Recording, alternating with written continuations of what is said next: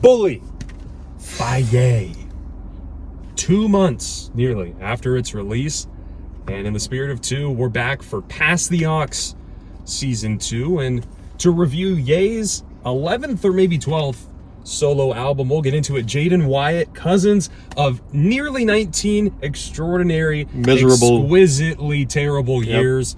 We just got done with our Iceman live reaction, so if you're able to catch that, we appreciate that. And we've heard the complaints about the back seat, so we have a new friend. We're gonna have Saint, Ye's kid, on the cover of Bully. Where's the Labubu? In the back seat. The Labubu is back there. It's covered right behind. We got some complaints. People didn't like the Labubu in the back seat. But to Ye's point, is this 11th or is this 12th album?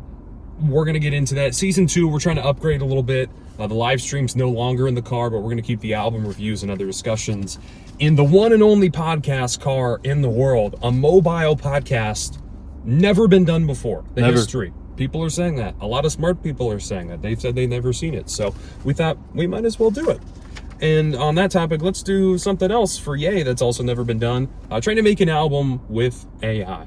So Bully came out right near the tail end of the Vultures era. Kanye was doing a concert in Haiku, China, and he played 2 songs off of Bully. He played Preacher Man, he played Beauty and the Beast. And he said, hey, these are from my next solo project, Bully.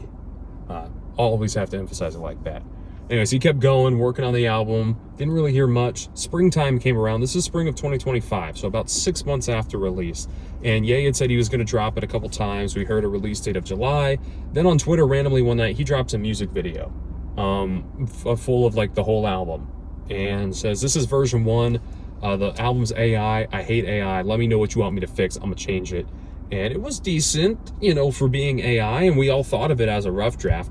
Then obviously last year happened. He went through his bipolar episode. Cuck came out. Well, not came out, but he started working on Cuck, and all of his manic stuff happened.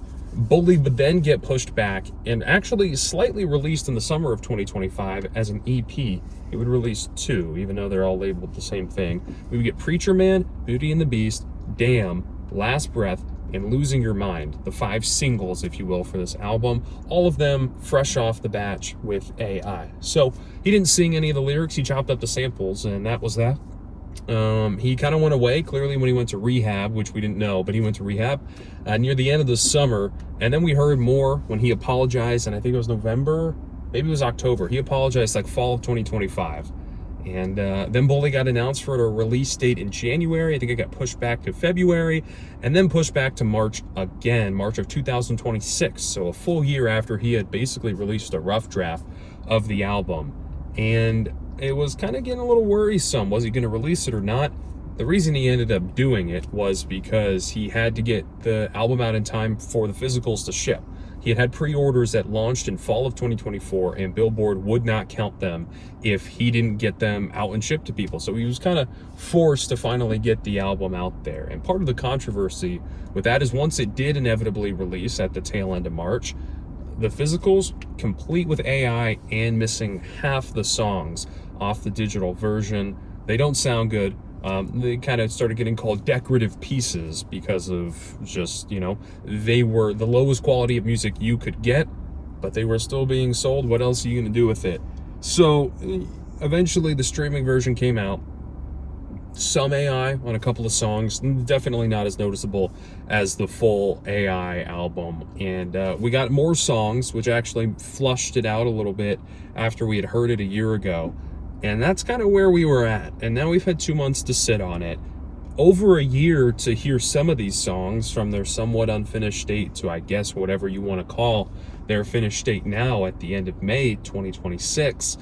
And Bully, you know, kind of controversial on just whether people think it's a good album or not. Not, you know, what is he talking about? Is that controversial? And then also how that's kind of tied into some of his tour stuff and all of that. So let's just get into Bully now. I think that's some important context to have with the album. Bully, I think, really has 4 core topics. I would say the first one is kind of addressing the controversy. He doesn't dig deep into it, but just the brief references to being out of control and not feeling like himself, things like that. The second one is his reconnection to God and family, moving away from that Vultures era type of over-sexualization and indulgence in vices. And then I would say probably the third biggest thing is him just talking his shit. He just gets on a couple of these songs and he's like, I'm the GOAT. I'm the best.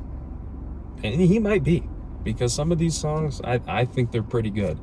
And then I would say his kind of fourth topic, if you had to choose or had to kind of pick out, would be just he feels like he has this understanding of the system at this point, and corruption, and how certain people can kind of manipulate the music industry. Something we hear from like Drake on Iceman, but Drake clearly doesn't know how. Drake's never been through a controversy quite like this. I mean, he didn't even really get canceled with Not Like Us. So those are the four big cores of this album. And as Wyatt, if you don't remember from season 1, is kind of the vibe check. He's not really digging into the lyrics. Mm-hmm. He likes a song if he likes a song. If you can nod your head along and it's not boring or offensive, I kind of like to dig into it a little bit more. So Wyatt, just kind of your overall thoughts on Bully, and then, getting into some of the songs. I remember, I think when we listened to it, because we listened to it together for the first, or at least for my first time. Yeah. We were talking about how the second half of the album was not just like worse than the first half, but there was also just like way less rapping. It was a lot more of just letting the beat ride out and Kanye kind of like going through like a chorus or a bridge, and that was pretty much it for the song. I think it might have been like Circles was one of them, where he had like one verse and then the rest of it was just the instrumental playing out. Yeah, I think Circles is a total of like 4 lines of actual spoken word. Yeah. So that was kind of a theme with this album. I wish Kanye rapped a little more. Maybe he lost that ability to, between his age and, his like mental state and the AI usage. Maybe it's something that he doesn't possess anymore, as an ability to rap. But I would have liked to see him rap a little bit more. But the production was good enough to still kind of enjoy it. I agree. I think it was clear the first 3 tracks, he talks his shit, but the writing ability is not there as much anymore. I mean, you look at a 3-track run like Dark Fantasy, and you got Dark Fantasy, Gorgeous, Into Power.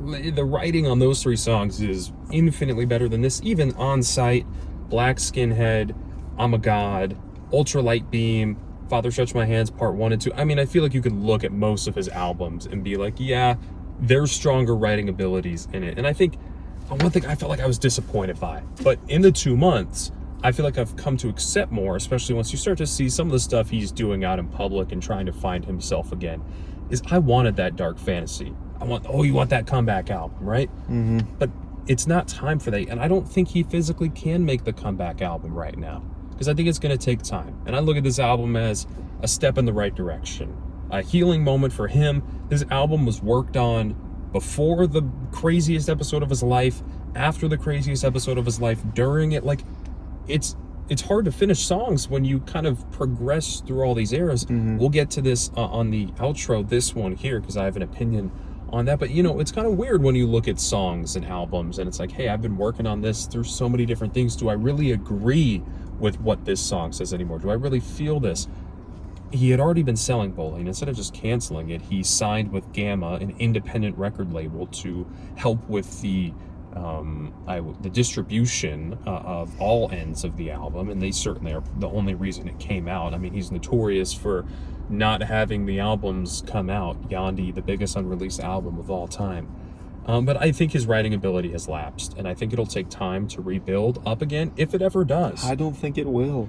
I don't think, between his mental state and AI becoming more popular and the temptation to use it and his age. What else does he have to say, right? And I think we talked about Drake with Iceman. It's like, Drake doesn't have a lot to say because not a lot has changed. The status quo for Drake has been the same thing for the last 10, 15 years. Like, popular, rich, girls, whatever. Kanye's craziness gives his life some diversity. Yeah. It's not a lack of things to say. I think it's just a lack of an ability to tell that story now that we're going to see in the future. Also, is it hard to dig into? I feel like if that you go through true. something that like that, true.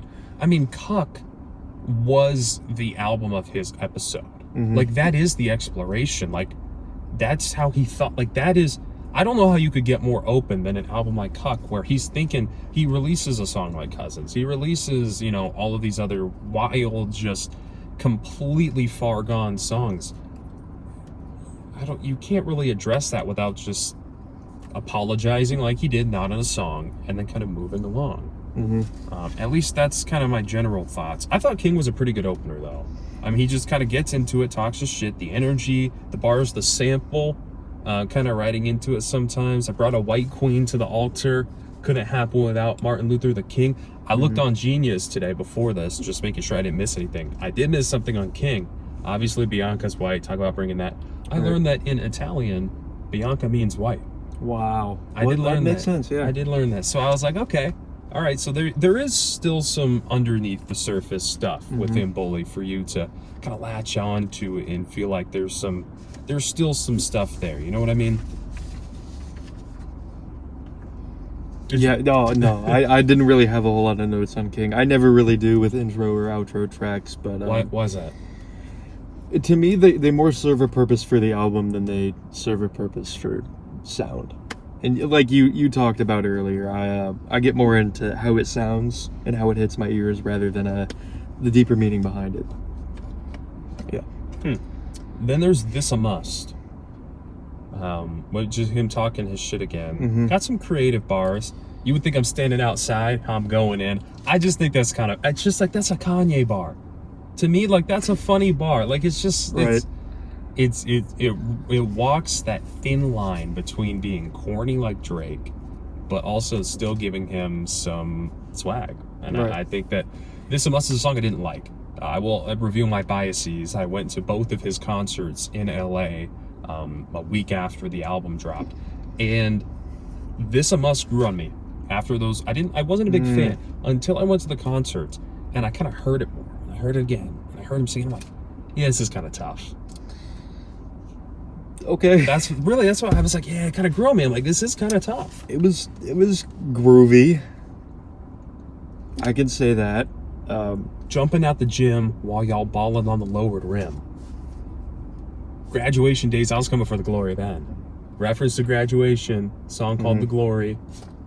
That's some writing, right? It's some writing, and he was rapping on a beat. I didn't. It wasn't my favorite thing that I heard. Okay. But it was better than the tracks mostly on the second half of the album. But I think he's definitely done better work in his past, and I think he even did better work on this album. A lot better work on this album, actually, because that track was kind of for me. So the first half of the album is pretty much the new songs that were supposedly recorded sometime beginning of this year, end of last year. We know Father was worked on in November out in Japan. Ye traveled out to perform at one of Travis's shows, and the two released a video upon the album's release behind the scenes of that song. And so the first half is kind of the new songs. The second half is what we heard back in spring of 2025. And I think Father is Travis Scott's best verse in years. Best song on the album. Really? I think, look, Okay. the lyrics aren't that deep. You know, they're not getting introspective. It's not some groundbreaking song. But just Kanye's bravado on it. Like, it is catchy. It's got those boom, boom, boom, boom, boom, boom. And like, bye-bye to my old self. Wake up to the new me. Like, it just gets stuck in your head. And then you see this coat? That's my favorite line. It's just like, fuck. Yeah, I do, Kanye. Yeah, I do. Like, come on. That's what I want to see. I want to see the energy. And I think it's hard for him right now. His age, his mental state. But that's the energy, right? That's like he's not like Drake where he's going to sit on a song and lullaby you to sleep. He's going to wake you up. As he says it, he's at espresso in the morning. Father was that to me. And then Travis Scott comes in with the symmetry. So you see these kicks? Talk about his Nike deal, the Oakley deal he just signed to be the creative director there. And I just thought that Travis Scott rapped. It was not a government mandated Travis Scott verse like we've experienced so much of in the 2020s. It felt like a creative song that both artists actually enjoyed making, in my opinion. And I just think, man, it just hits. It just hits. And that's why it's my favorite, because it hits. Yeah, I mean, I think Kanye did a pretty solid job on it, but I think in this day and age, I'm just kind of kind of sick of that Travis Scott sound. I don't know about you, but it sounded like, you know how I feel about Utopia. I'm not the biggest fan of it. Yeah. And I feel like this verse kind of sounded a lot like how we did on Utopia, No. which I've heard worse from Travis Scott, especially like on that most recent Jack Boys album. And I think it was better than that. I'll give him credit, but Going hard like a cracked syringe. Breaking Bad now and back again. You see these kicks? That does not sound like Utopia. He doesn't have he mimics the words he's saying might not mimics sound like- Ye's ferocity. Mm-hmm. I think Utopia, there's not a single song where you feel the energy. To me, I think that's what Right. stands out. You feel the energy. I didn't feel the energy. I think that's where we split here. Why not? think I just don't feel it. And you're talking about feeling the energy. That's an intangible thing. True. It's either there or it's not. There's not really a level of objectivity to it, but there is a level of binary to it. You either feel it or you don't. And I didn't feel the energy. It just didn't hit for me. And I think it's more of an issue I have with Travis Scott than I have with the actual song. Right. That's interesting. I think Father might grow on you. I'm not It letting could. I'm not gonna say that it is a bad song, that I hate it, that it has no room to grow on me, but it reminded me a little bit too much of Utopia in Travis's sound. I just completely disagree. I think it sounds like a younger Travis, a more hungry Travis, not a complacent one. It felt like he had to work to get that energy. I miss. It's not a rap that puts you to sleep. I think that's what a government mandated Travis Scott verse is it puts you to sleep. It's boring. I didn't think it was. Okay. Then you have All the Love, which is almost a hit, in my opinion. Almost. How I is think it was it almost a hit because the core is there, the chorus itself and the core of the song, but there's no verse. It's a little long, Mm-hmm. and it's missing something. It's just missing something, and I think it's one of those songs that he worked on in the middle of the episode and trying to finish it. Coming out of that, I don't think he had the connection or the passion to find a creative solution to that problem. Once again, we kind of split here. This was actually my favorite song on the album. I remember. That's good. I mean, I'm not saying it's a bad song at all. I think it was just I should rephrase before you continue. What? Almost a hit, meaning like this almost could have been a big song. It was not a big song. It was the most streamed off the album for the first 2 weeks, but it wasn't a radio hit. Right. It wasn't TikTok famous. The only song that was TikTok famous off of this was Highs and Lows, which got leaked in November of 2024, I want to say. So, yeah, I just think that's what I mean by a hit. Not good or not quality wise, but in terms of mainstream outbreak. Yeah, I think the first time I heard it, I was like, I feel like I've heard this before. Was it ever leaked? Well, yeah, I mean, it was played back on some of the streams, But during not this not episode. like majorly like TikTok, like Highs and Lows. No, It wasn't like no, TikTok. It wasn't as big. I mean, it got leaked, but it wasn't as big. Because there's no way, I haven't been tapped in with Kanye as of late, so there's no way I would have heard this before this album's release. But I remember saying, have I heard this sample? Was this song popular beforehand? Where have I heard this before? Because to me, it sounded big. It sounded familiar. I did some digging into the sample. It was from a Middle Eastern. It was from a 1960s Lebanese singer. Yep. And the way he was able to twist the Arabic speech and song into his own thing was just really beautiful to He's me. never lost his production. No, definitely not. And I bitch about the rapping on this album, and he didn't really have a whole lot to rap about on this song. But I think that's okay for this song because the sound of the track itself, between his own vocals, was Andre Troutman. Yeah, he does. Doing He does vocals? the Okay, the, robot. the talk box Yeah. towards the end of the song. Hearing this one live was great too. I think Andre goes a little too long in the talk box during their concerts, but it's just it's so close. It's the chorus is there, but even something like Heartless, Ye got us to all sing in the stadium. We sing the chorus, but then he goes into it.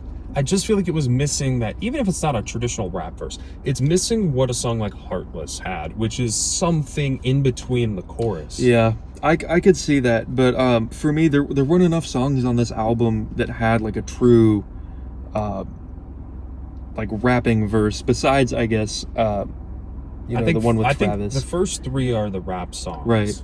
Those songs just didn't quite hit the same for me. I think Sisters and Brothers. We'll get to that. Okay, I think if you put a rap verse on this song, it'd truly make it like a great, undeniably great song. I think it not having like a real rap feature to it hurts it, but at the same time, it's not Circles. It's not him doing nothing. It's not the production doing nothing. True. We know what that can sound like if he puts no effort into making a verse. Punch Drunk, whatever works, kind of that old, it's the Chipmunk soul sample, some Christ themes throughout. I think whatever works is significantly better than Punch Drunk, and I like his flow on Whatever Works a lot more, especially when he goes to that whatever works, and he elongates that works, and I'm like, that's how he used to do it on College Dropout. Yeah, I was gonna say, it reminded me of College Dropout. It reminded me of, I can't think of the song name. Now tell me that, and Secure. All Falls Down? All Falls Down, I guess a little. With the soul sample, and with him dragging his voice like that, it reminded me of that little verse. I liked it more than Punch Drunk. I didn't like Punch Drunk when I first listened to it. This time we taking over, out of space, going solar. I do think some of it's a little interesting. He says, back then they showed no love. When? Like during your manic episode when you were going crazy? Like, I don't know if you can be angry. Now, what type of love? Maybe he was looking for more compassion and help. I think people in all stages of his life have tried to help him, but I think when you're manic, you reject help.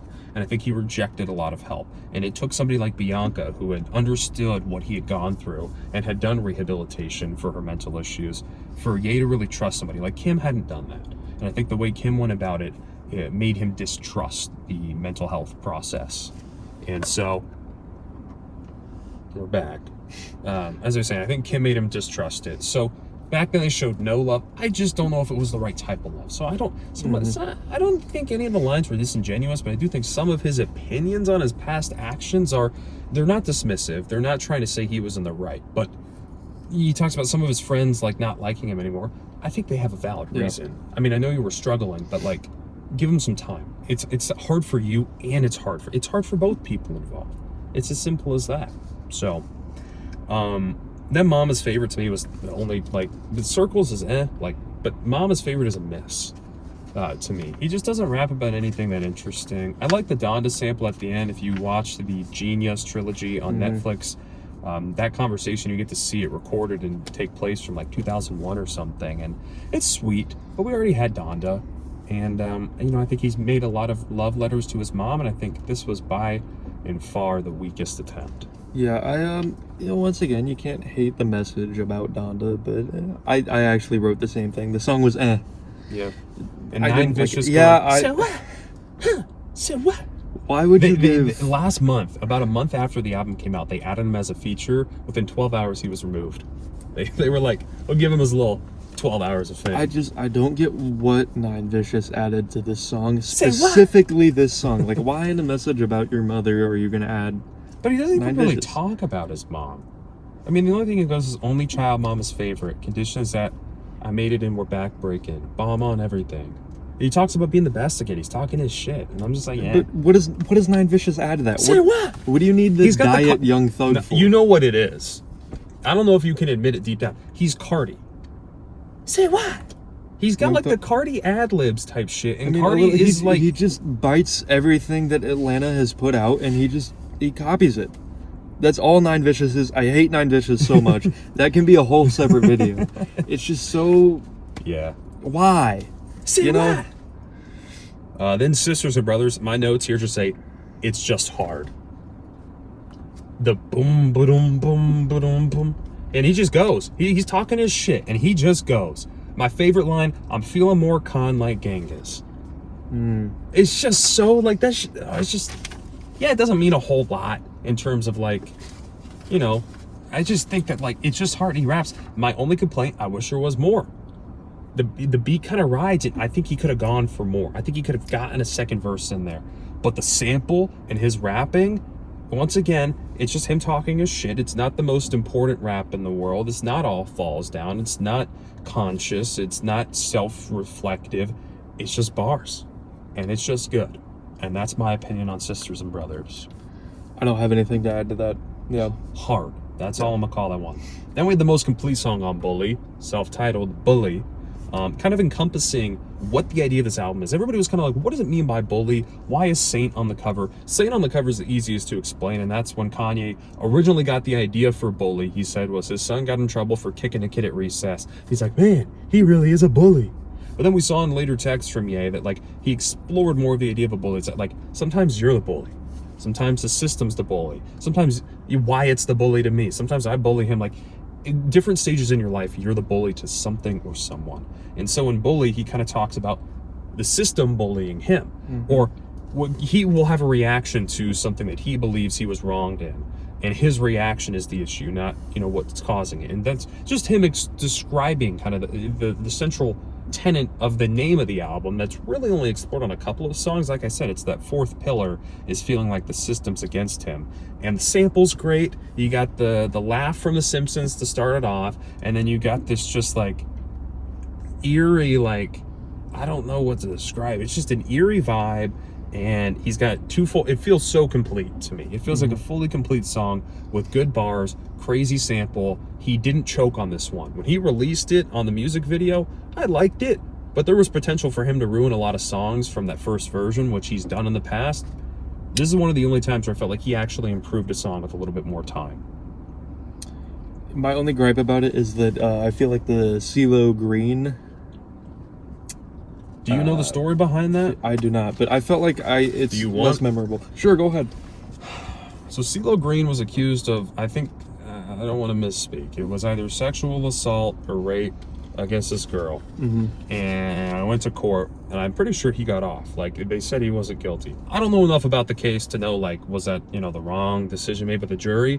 But it kind of ties into it where he's like, it's this idea of submission, and he's the bully. He's like, hey, do whatever I say, like it ain't no other way. And it's kind of weird coming off of the sexual assault case to be like, I'm the dominant, like, powerhouse. But that is why he's there. It's to fit that feeling of like a bully. You're just like a bully. Kind of weird. I mean, Kanye's always had some like weird guys like Marilyn Manson around the Donda 2 era and shit. I mean, Cardi, is a deadbeat. Like, right. He has an interesting inner circle of people. Nick Fuentes, for some reason. Sneeko. I mean, like, he certainly doesn't have the best people around him, but that at least is why he was on there. I see. He wasn't originally. He wasn't back on that first music video. It was just this rendition of the song that he made it to. Gotcha. Anything else on Bully? I really don't think so. All right, highs and lows. Leaked version infinitely better, but Pame wouldn't clear the sample. You'll see that on like any TikTok about highs and lows. Go to Pame's YouTube channel. Any of their, I don't know their pronouns or whatever, but any of their songs, every comment's like, clear the song, clear the song. It isn't as bad as it is on the physical release. The physical release is fucking terrible on the song. I know they made some changes, I guess, to the digital, not just his voice, but the sample itself. Pretty self-explanatory. Highs and lows in life. The bars, in my opinion, aren't that strong. I'm alright. If it didn't make the album, I would have been okay. I think the sample is what did the heavy lifting originally, in my opinion. I thought it kind of sounded similar to like Wolves almost, but not quite. Not as good? Not as good. Weird thing was, I feel like he did more rapping on Highs and Lows than he did on Wolves, which is kind of the opposite of what we get out of this album. So I Can't Wait is up next. Most underrated song on the album. He has 2 verses. First one's about a girl, kind of lame. Second verse talks about the system, and he actually goes into it. Most underrated because he has a really strong verse, and the sample's not that bad. No, you can't hurry, love. She said, love don't come easy. Like, it's a good soul, like, old school sound, and I think people overlook that one on that second verse. I think it's underrated. Yeah, I like the use of the soul sample again, but at this point in the album, it's kind of getting like, okay, we got a soul sample, and what else? He had a verse on this. It goes a little downhill from here. Yeah, because he's starting to let off the gas pedal a little bit here. And to me, I think he lets off once again because these were all songs that existed prior to the episode. Yeah. And I think he just kind of moved on. Yeah. White Lines is a skip to me. I consider it an interlude. Talks about love and, you know, him doubling down on things, being a very blunt person. But it's a cover of, who was it? I don't know. There's a famous musician. I know I'm blanking on his name, and I won't waste time trying to remember. But I'm just like, I'm not. I skip that song every time. Yeah. So this was something I was holding off talking about for All the Love. I'm going to talk about it now. I hate the song 24 Karat Magic. Oh. By Bruno Mars. Brother, give me some dap for I that hate one. it so much. It's not even the song. It's that intro. It's like the talk box intro. I can't stand it at all. And there was just way too much talk box on this. And I feel like the song wouldn't even be that bad. It's just, it reminds me so much of 24 Karat Magic. I hate it. I can't listen to it. It's so annoying to me. I hear like 1 second of talkbox and that's all I can think about. With All the Love, it actually added to the song a little.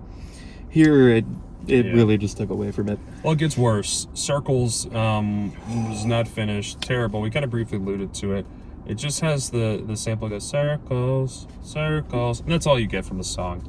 It didn't need to be there. It should have been cut. Don Toliver was featured on it. There's been an ongoing legal battle between Don Toliver's label's owner and not liking Ye, and every Don Toliver feature getting removed off of Spotify but not from other platforms. And for some reason Don Toliver got removed altogether off of this one and Ye just sung it. The whole song should have been cut. There was so much wasted potential with this one. I don't think there's anything more to say. It's wasted potential. But we're in the AI era now, basically. Preacher Man has a little bit of AI still in the intro. This was the first song ever played from Bully. I think the themes it hits on are great, and I think it shows the foundation, the blueprint of what Bully could have originally been, but the energy's not there in the release version. They took out some parts of his AI and they punched in the new re-records, and the audio is terrible. He has no energy. It might have been one of the first songs he recorded fresh out of the episode because he sounds so dead. And they talk about sitting down in a chair recording this album. This song sounds like it. Preacher Man I listened to a fixed version of it.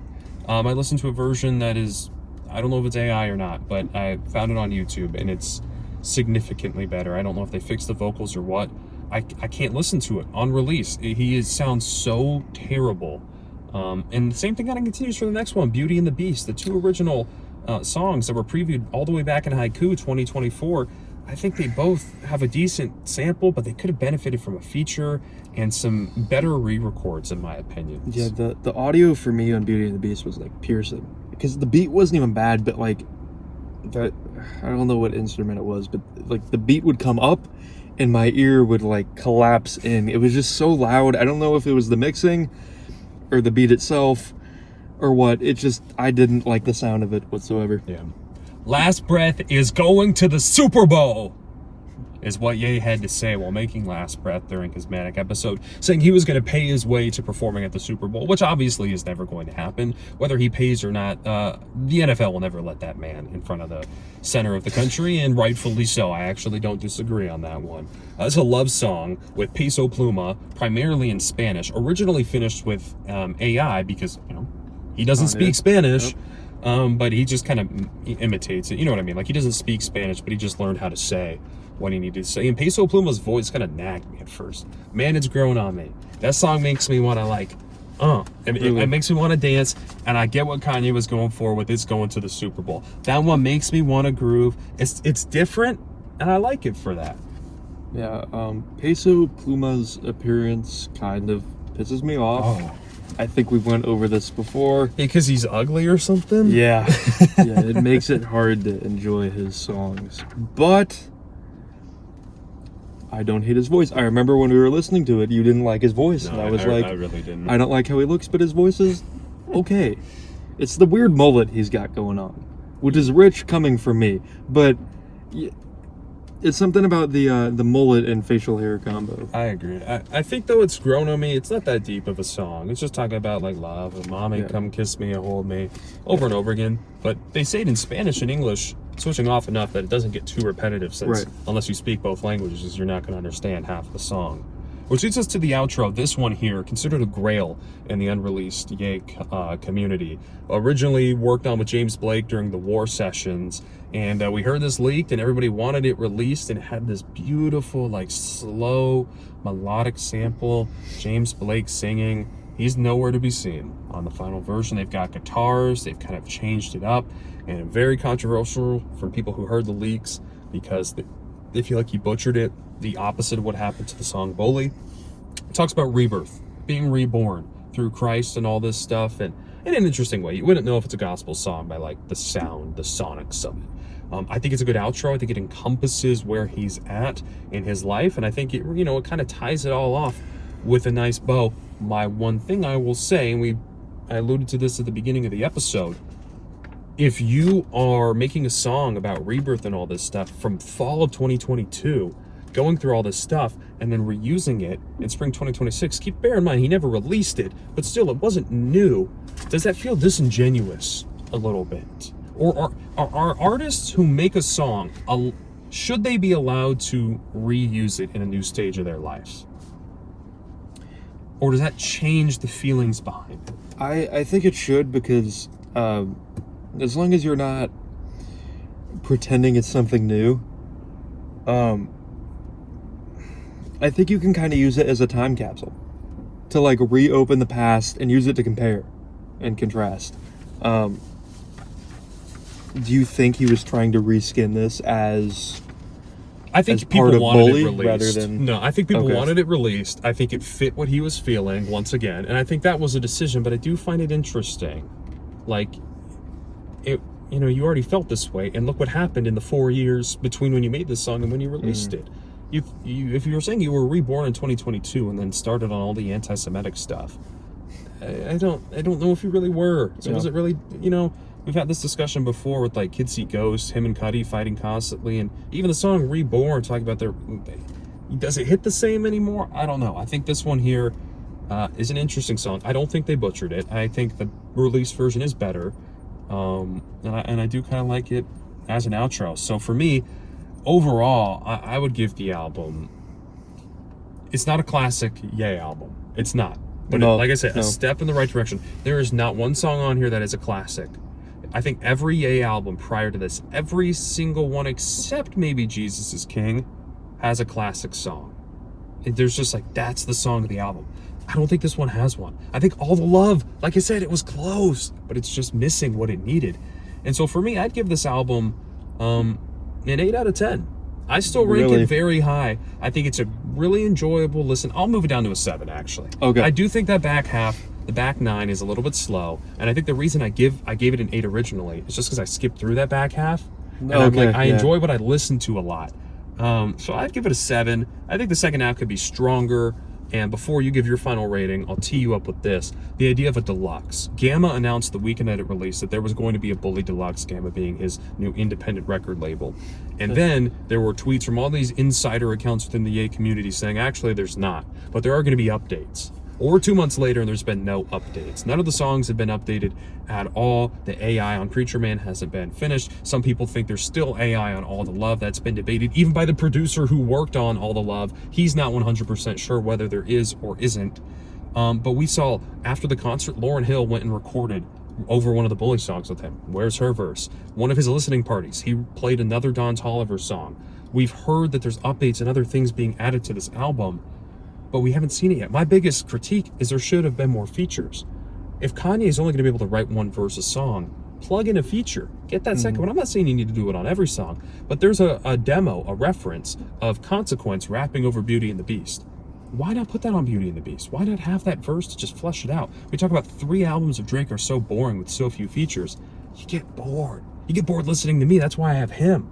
And even that's not enough sometimes. I think there should have been more features. 7 out of 10. Do you think that updates are coming? And what would you give this? I don't know if updates are coming. Like, I have no insider information here, but I do think no updates should come to this album, because I think we've touched on it a couple times when talking about this album. It's a step in the right direction, and I think Kanye has potential to maybe... He's never getting back to, Dark Fantasy or Yeezus or, College Dropout, any album like that. He's just not getting back there. What he can get back to, though, is maybe the quality he had around, like, Jesus is King or Kids See Ghosts. Maybe. It's still far-fetched, but I think that that's in the realm of possibility, and I don't think he should dwell on this album too much. I think that he should take the good and build off of that, and I think he should put more emphasis on rapping on his next album, but I don't think there should be too much dwelling on this album. I want to see him with a different sound and see how that plays out, and see if he's really, recovered from the manic episode, at least musically. Has his music got better since then? Or is this kind of like a, he's using soul samples again, so we think it sounds good. With that said, I'd give this like a strong 6 or like a derogatory 7. The back half was pretty weak, but I was thoroughly surprised by the first half of the album.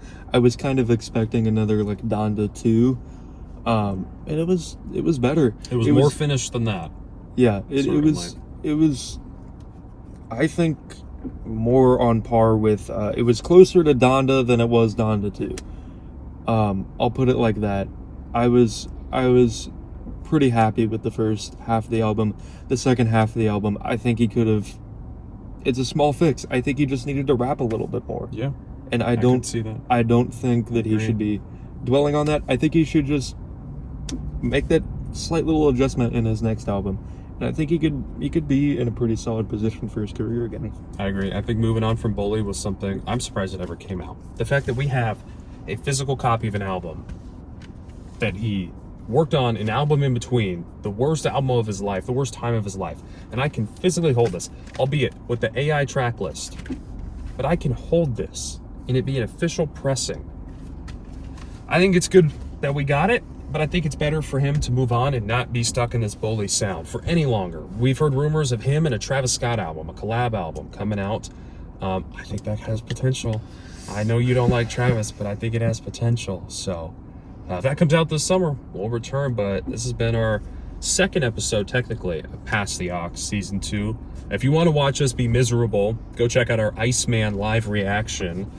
We were frozen in Drake's Iceman Goon Crypt until we defrosted for the reaction. So it was an interesting time, but that's all I have for you today from the one and only podcast mobile in the world, arguably the best podcast ever. Wyatt, Jaden Cousins saying so long from Bullyville, and about a 7 out of 10. We'll see you guys next time.